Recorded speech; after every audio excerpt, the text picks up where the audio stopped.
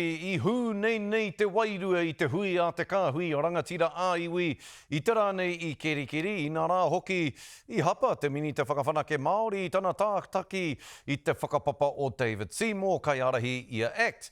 I te hui tā tātou tu te tōranga pū kia tahuri ake tātou ki tāna pūrongo. Skari kua tau mai te Premier me ana minita ki te hui ngātahi ki te rūnanga o ngā rangatira āiwi ki konei ki kerikeri me te hai rāhui tia mātou o te ao pāpāho ki te kuhuatu ki tērā o ngā hui ki te whakarongo ki ngā nawe. Ka whakatakotoria ki mua I te aroaro o ngā minita o te kāwanatanga.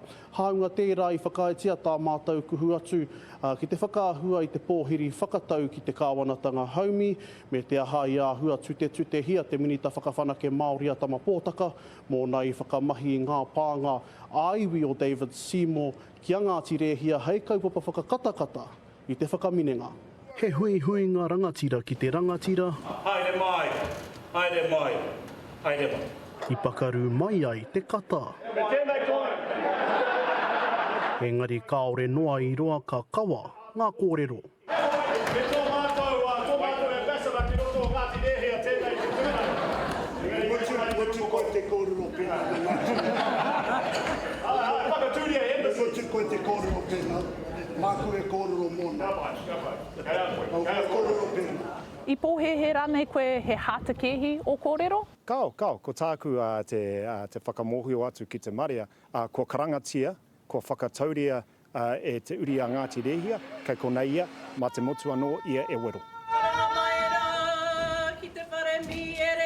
Nō te rānei tūtakitaki ai te kāwanatanga haumi me ngā rangatira āiwi e rongo ai ngā taha e rua he aha ngā mahere ka whāia, haere ake nei. Kua mārama mātou ngaiwi o te motu ki ngā wāinga me ngā take hei kōkiritanga mā mātou.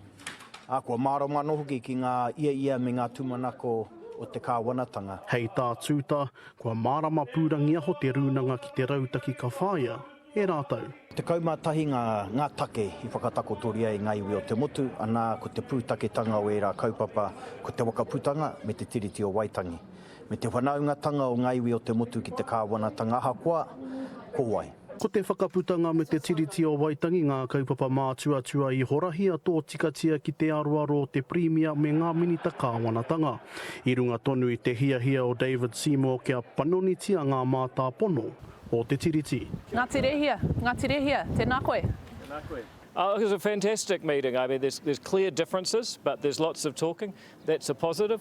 After the speeches, just going around having a bit of kai, talking to people. Tuia ki tēnā kua waiata tia e te Premier te mahi ngātahi a te kāwanatanga, e whanake ai ngā moe ā o te iwi Māori. Iwi leaders actually represented a number of issues that they wanted to challenge us over as well. I responded to those, as did the ministers, and more importantly, it's already begun, but we're going to continue to actually break up and work in our different pose to work through the different agendas where we can work together. Ka pakanga nei ngā ngaiwi o te motu ki ngā kaupapa, ka pēhi nei te mana o te tiriti o Waitangi, I te wakaputanga me te mana me te rangatiratanga o ngaiwi o te motu. He hae papa nui mā te Premier e hohou ai te rongo o te motu, I te kainamutanga mai o te rā o Waitangi, hei a te rāwiki, te o Kiwa McLean, te karere.